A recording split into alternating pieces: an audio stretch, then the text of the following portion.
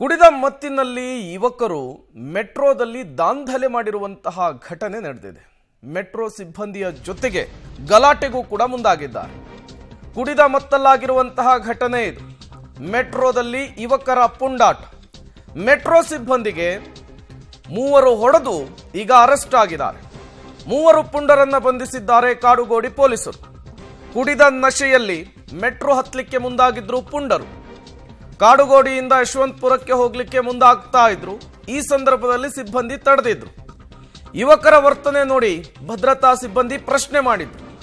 ಅವಾಚ್ಯ ಶಬ್ದಗಳಿಂದ ನಿಂದಿಸಿ ಸೂಪರ್ವೈಸರ್ ಮೇಲೂ ಕೂಡ ಹಲ್ಲೆ ಮಾಡಿದ್ರು.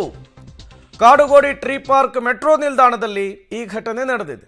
ಆ ಮೂವರ ಫೋಟೋವನ್ನು ಕೂಡ ನೀವು ಗಮನಿಸ್ತಾ ಇದ್ದೀರಿ.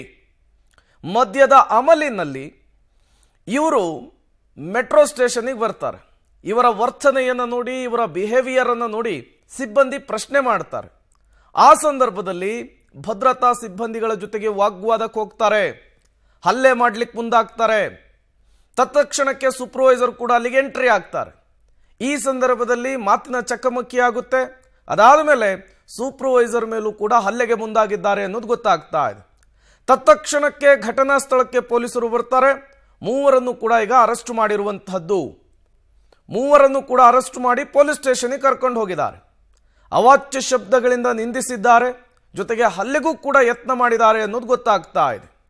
ಕುಡಿದ ಮತ್ತಿನಲ್ಲಿ ಈ ರೀತಿಯ ಪುಂಡಾಟವನ್ನ, ಕುಡಿದ ಮತ್ತಿನಲ್ಲಿ ಈ ರೀತಿಯ ದಾಂಧಲೆಯನ್ನ ಮಾಡಿ ಪೊಲೀಸರ ಅತಿಥಿಯಾಗಿದ್ದಾರೆ.